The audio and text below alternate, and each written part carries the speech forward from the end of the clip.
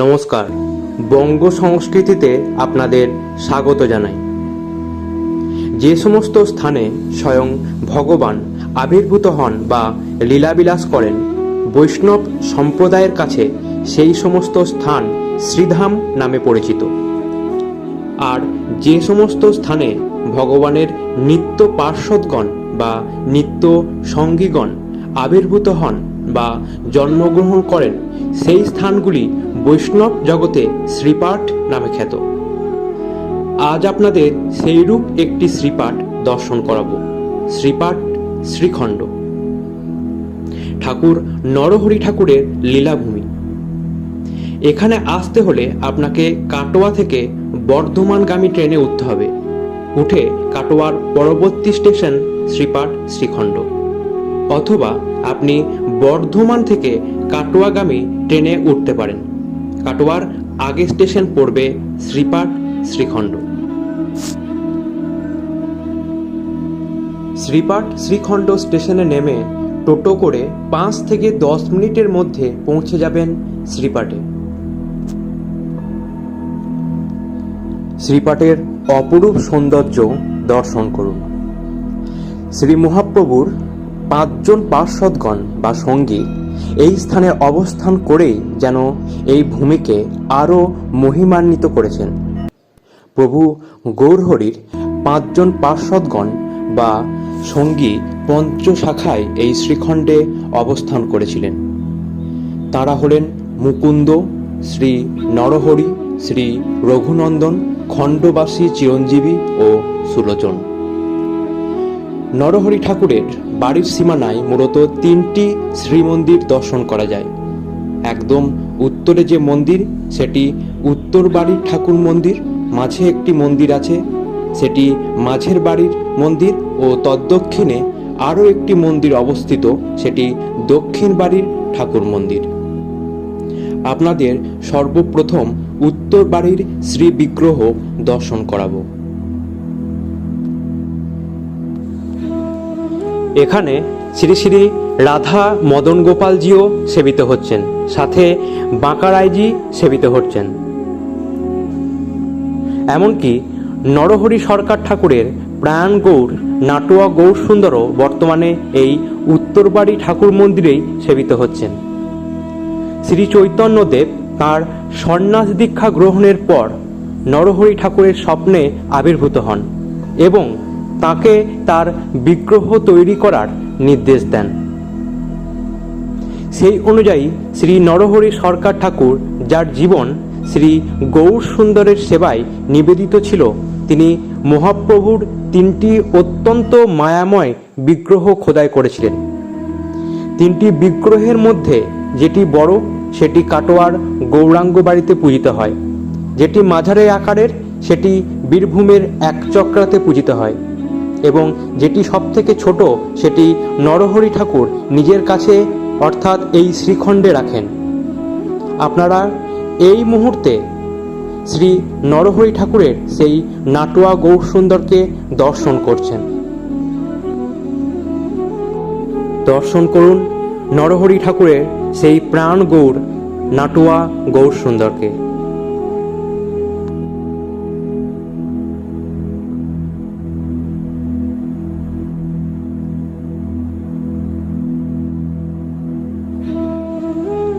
মুকুন্দ কবিরাজের পুত্র রঘুনন্দনের হাতে নাড়ুখা সেই গোপীনাথও বর্তমানে এই উত্তর বাড়ির মন্দিরেই পূজিত হচ্ছেন। এই গৌর ও গোপীনাথ 3 মন্দিরেই পালাক্রমে সেবিত হন। পিতার মতোই রঘুনন্দন ছোট থেকেই ছিল কৃষ্ণ অন্তঃপ্রাণ। গৃহদেবতা গোপীনাথের প্রতি ছিল তার অপার ভক্তি ও ভালোবাসা। এভাবেই ধীরে ধীরে কৃষ্ণ প্রেমকে সঙ্গী করে বড় হতে থাকে রঘুনন্দন। পেশায় কবিরাজ হওয়ার কারণে মাঝে মধ্যেই মুকুন্দকে যেতে হতো দূর দূরান্ত।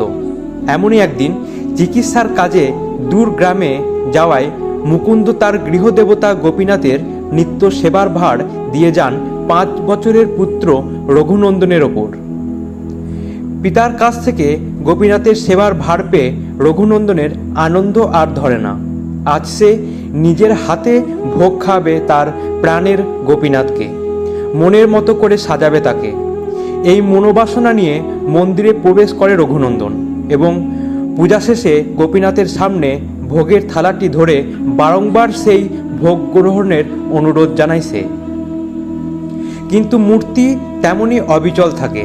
বারংবার শত অনুরোধ ও অনুনয় সত্ত্বেও গোপীনাথ না খাওয়ায় রঘুনন্দন তখন চোখের জলে বুক ভাসিয়ে মাথা ঠুকতে থাকে মন্দিরের পাথরের বেদিতে, আর বারবার বলে সেই ভোগ গ্রহণের কথা। সরল শিশুর এই অপার ভক্তি ও ক্রন্দনে বিচলিত হয়ে ওঠে ভক্তবৎসল গোবিন্দের হৃদয় এবং আর থাকতে না পেরে রঘুনন্দনের সম্মুখে আবির্ভূত হন স্বয়ং গোপীনাথ। চোখের সামনে গোপীনাথকে দেখে রঘুনন্দনের আনন্দ আর ধরে না। ভোগের থালা থেকে এক এক করে নাড়ু তুলে গোপীনাথের বদনে সেবা দিতে থাকে সে। পূজা শেষে মন্দিরের বাইরে এসে আনন্দিত মনে রঘুনন্দন তার পিতামাতাকে জানায় গোপীনাথের ভোগ গ্রহণের কথা। কিন্তু পুত্রের মুখে এসব কথা শুনে অবিশ্বাস জন্মায় মুকুন্দ সরকার ও তার স্ত্রীর মনে। কিছুতেই তারা বিশ্বাস করতে পারে না তার কথা। তারা ভাবে তাদের পুত্র হয়তো খিদেই এই নাড়ু খেয়ে এখন ভয়ে মিথ্যার আশ্রয় গ্রহণ করেছে। তাই সত্য যাচাইয়ের জন্য মুকুন্দ সরকার আবার পরের দিন বাইরে রুগী দেখতে যাওয়ার ছলনা করে রঘুনন্দনের ওপর দেয় গোপীনাথের সেবার ভার এবং পূজার সময় পুত্র মন্দিরে প্রবেশ করলে একটি গাছের আড়ালে লুকিয়ে সে লক্ষ্য করতে থাকে সকল ঘটনা। কিন্তু মন্দিরের দরজা বন্ধ থাকায় কিছুই দেখতে পায় না সে, শুধু শুনতে পায় ভোগ গ্রহণের জন্য গোপীনাথের কাছে ক্রন্দনরত পুত্রের বারংবার আকুল প্রার্থনা। কিছুক্ষণ পর আর থাকতে না পেরে মন্দিরের দরজা খুলে ভিতরে প্রবেশ করে মুকুন্দ এবং দেখে যে গোপীনাথের বিগ্রহের সামনে ভোগের শূন্য থালা হাতে সহাস্য বদনে বসে আছে পুত্র রঘুনন্দন। পিতাকে দেখে রঘুনন্দন আবার জানায় গোপীনাথের ভোগ গ্রহণের কথা, কিন্তু অবিশ্বাসী মুকুন্দের মন যেন কিছুতেই মানতে চায় না। এমনই সময় গোপীনাথের বিগ্রহের দিকে নজর পড়ে তার এবং অবাক হয়ে সে দেখে যে গোপীনাথের হাতের বাঁশিটি রয়েছে খোলা, আর ভোগ গ্রহণের প্রমাণস্বরূপ তার হাতে এখনও লেগে রয়েছে উচ্ছিষ্ট অর্ধভুক্ত পাথরের নাড়ু।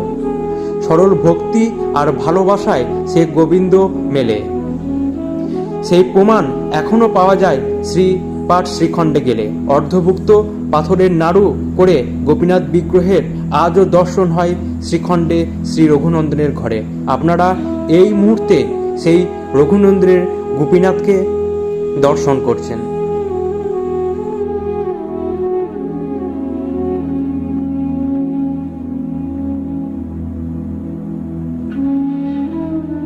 দেখুন, সাদা মালা পরে গোপীনাথ দাঁড়িয়ে, তার হাতে এখনো অর্ধ নাড়ু লেগে আছে।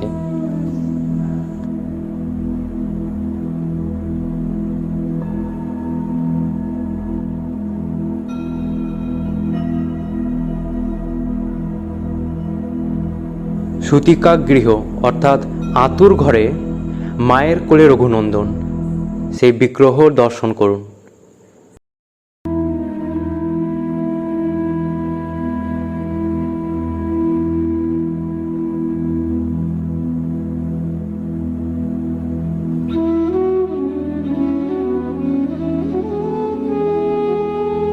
এর পাশেই বৈষ্ণবকর্তা সচ্চিদানন্দ ঠাকুরের বিগ্রহ দর্শন করুন।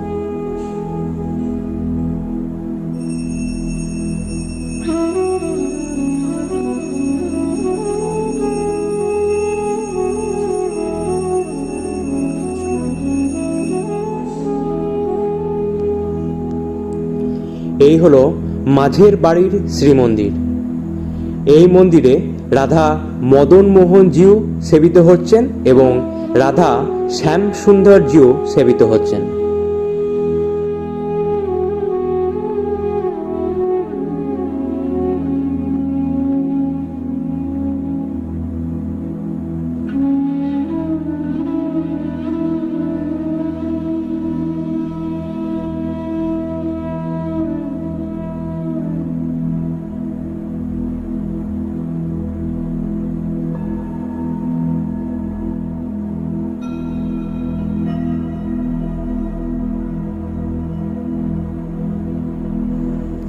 দর্শন করুন। অপূর্ব দর্শন শ্রী শ্রী রাধা মদন মোহনজিউ ও শ্রী শ্রী রাধা শ্যাম সুন্দরজিউ।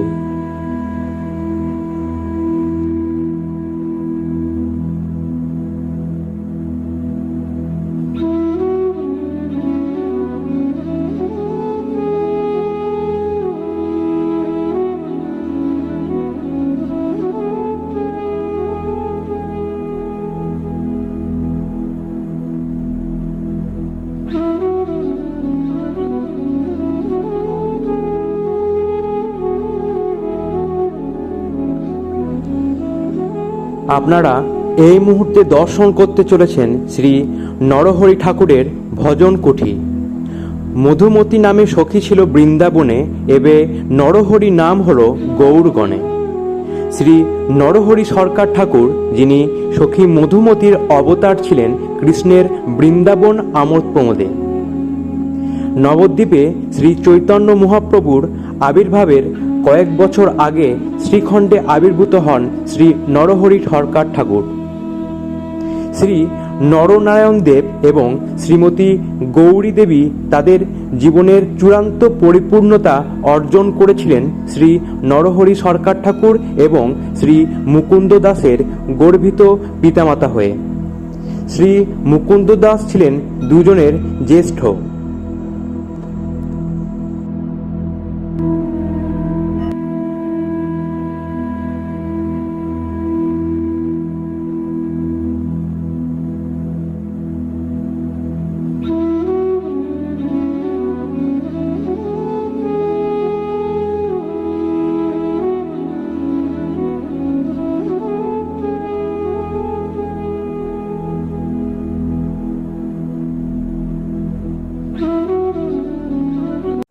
সর্বপ্রথম হচ্ছে নরহরি সরকার ঠাকুর।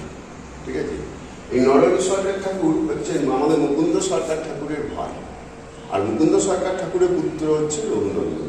ঠিক আছে, আমাদের তিনটি মন্দির। আরেকটি কথা বলি, এই মন্দিরটি হচ্ছে সব থেকে পুরাতন মন্দির আমাদের তিনটি মন্দিরের মধ্যে। ঠিক আছে, এই মন্দিরে গোপীনাথ দান পেয়েছিলেন রঘুনন্দনের হাত থেকে। মন্দির এইটা, কিন্তু আমাদের শ্রী চৈতন্য মহাপ্রভু, বিষ্ণুপ্রিয়া, গোপীনাথ, এনারা তিনজন তিনটি মন্দিরই গোটা মাসটা ঘোরেন। কোনো মন্দিরই ফিক্স থাকে না। যে মন্দিরে আছেন অর্থাৎ এর পিছনের মন্দিরে রাধা মদন গোপাল মন্দির, ওখানে থাকেন মাসে 15 দিন, এক মাসে। আর এই মন্দিরে থাকেন শ্রী চৈতন্য মহাপ্রভু, বিষ্ণুপ্রিয়া, গোপীনাথ, এই মন্দিরে থাকেন মাসে 5 দিন, 20 দিন। আর পাশে গোবিন্দ মন্দির আছে, ওই মন্দিরে থাকেন মাসে 10 দিন। ঠিক আছে, এইভাবে প্রতি মাসই ওনারা ঘোরেন তিনজন। আর এই মন্দিরই গোপীনাথ দান পেয়েছিলেন রঘুনন্দনের হাত থেকে। এই মন্দিরই নবাব হোসেন শাহ এসেছিলেন কার কাছে না, মুকুন্দ সরকার ঠাকুরের কাছে কবিরাজি চিকিৎসা করাতে এসেছিলেন। আর আমাদের যে মহাপ্রভু আপনি দেখেছেন বা দর্শন করেছেন, ওই মহাপ্রভু হচ্ছে আমাদের নরহরি সরকার ঠাকুরের প্রতিষ্ঠিত মহাপ্রভু। নরহরি সরকার ঠাকুর মহাপ্রভু প্রকট থাকাকালীন 3টে মহাপ্রভু প্রতিষ্ঠা করে গেছেন নিজের হাতে। বড়টি কাটোয়া গৌরাঙ্গ বাড়িতে, মেজটি বর্তমানে একচক্রা বিচন্দ্রপুরে। ওই বিগ্রহটি ছিল বাংলাদেশে। ঠিক আছে, দেশ যখন বিভক্ত হয় তখন বিগ্রহটি আমাদের এখানেই আসে। ওই মায়ের কোলে রঘুনন্দন আছেন, ওইখানে সেবিত হতো। পরবর্তী সময়ে ওই বিগ্রহ চলে যায় আমাদের এখন বর্তমানে একচক্রায় আছে। আর আমাদের এখানে যে বিগ্রহটি আছে ওটা হচ্ছে ছোট, মানে অর্থাৎ বড় বিগ্রহ হচ্ছে কাটোয়ায়, মেজ বিগ্রহ হচ্ছে একচক্রা বিচন্দ্রপুরে। আর আমাদের যেখানে আছে এটি হচ্ছে ছোট, যার জন্য এটাকে অনেকে নাটোয়া গৌর করে। ঠিক আছে, এই হচ্ছে মেন আমাদের সব থেকে আদি বিগ্রহ হচ্ছে গোপীনাথ। আচ্ছা, ঠিক আছে, এই গোপীনাথই রঘুনন্দনের হাত থেকে একদম বিগ্রহ থেকে গোবিন্দ রূপ ধারণ করে চাঁচি খেয়েছিলেন। উনি আবার রঘুনন্দনকেও খাইয়েছিলেন, ঠিক এই মন্দিরে খাইয়েছিলেন। আচ্ছা, আপনার নাম? আমার নাম সুলোচনানন্দ ঠাকুর। আচ্ছা, ধন্যবাদ আপনাকে।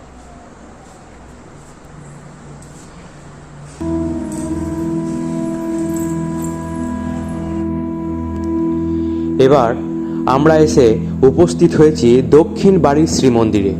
এই মন্দিরে রাধা গোবিন্দ দেবজিউ সেবিত হয়। দর্শন করুন সেই বিগ্রহ শ্রী শ্রী রাধা গোবিন্দ দেবজিউ।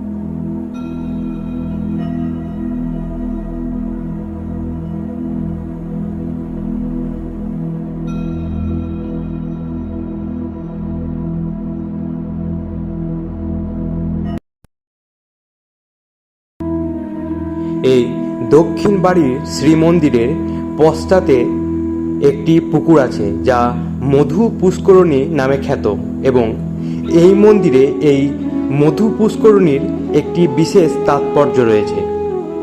একবার দুই ভাই শ্রী চৈতন্য এবং শ্রী নিত্যানন্দ শ্রীখণ্ডে এসেছিলেন তাদের চিরন্তন প্রিয় সহযোগী শ্রী নরহরি ঠাকুরকে দেখতে।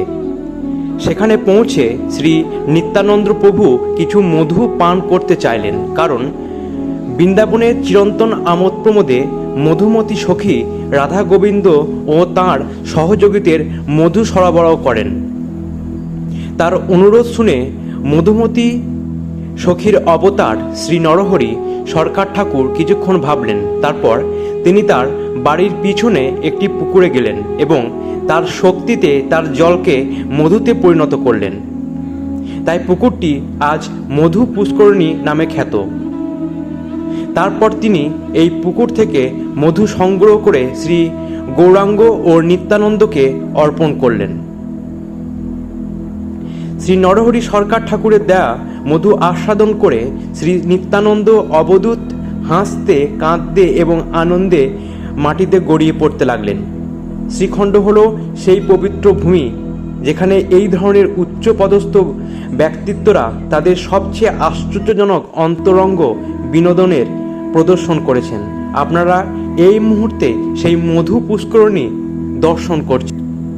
কহে নিত্যানন্দ রাম শুনি মধুমতি নাম, আসিয়াছে তৃষিত হইয়া, এত শুনি নরহরি নিকটেতে জলহেরি, সেই জল ভাজনে ভরিয়া, আনিয়া ধরিল আগে মধু স্নিগ্ধ মিষ্ট লাগে, গণসহ খায় নিত্যানন্দ, হাত জল ভরে আনে মধু হয় ততক্ষণে, পুনঃ পুনঃ খাইতে আনন্দ। এই সেই পূর্ণ মধুমতি পুষ্করণী। এখান থেকে বেরিয়ে আমরা নরহরি ঠাকুরের বিলাসকুঞ্জ বড়ডাঙ্গার উদ্দেশ্যে যাত্রা শুরু করলাম, যেটি এই গ্রামের একদম শেষ প্রান্তে। সেখানে যেতে আপনাদের চোখে পড়বে প্রায় 500 বছরের পুরনো বটকালী মন্দির। আপনারা এই মুহূর্তে দর্শন করছেন সেই বটকালী মন্দির, যা বিশাল এই বটবৃক্ষের নিচে বিরাজমান।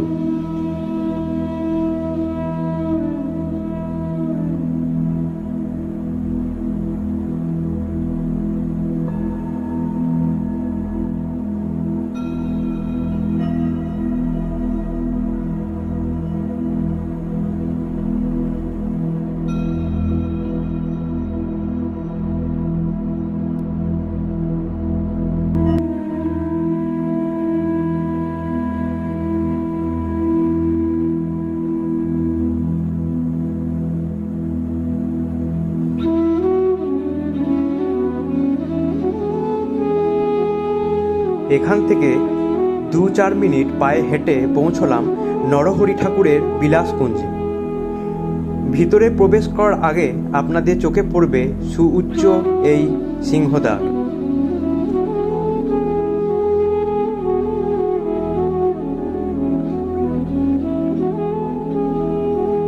সিংহদ্বার পেরিয়ে ভিতরে প্রবেশ করার পর সামনেই যে মন্দিরটি দেখতে পাচ্ছেন, এটি নরহরি ঠাকুরের বিলাসকুঞ্জ। চলুন দর্শন করা যাক।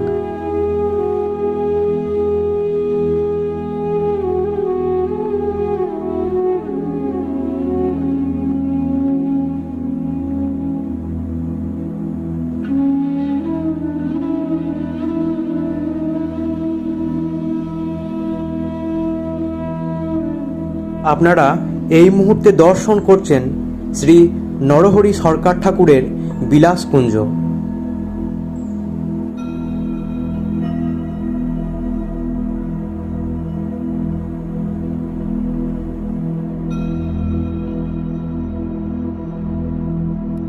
মন্দিরের পরিবেশ খুবই শান্ত ও মনোরম।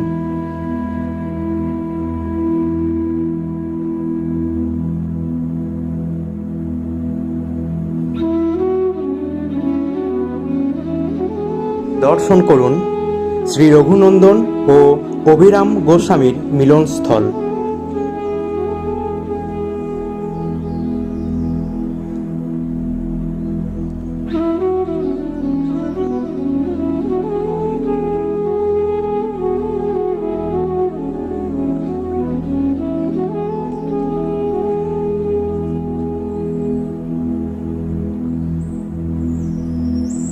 দর্শন করুন শ্রী শ্রী নরহরি ঠাকুর প্রভুর চরণাশ্রিত লোচন দাসের চৈতন্য মঙ্গল গ্রন্থ রচনাস্থল।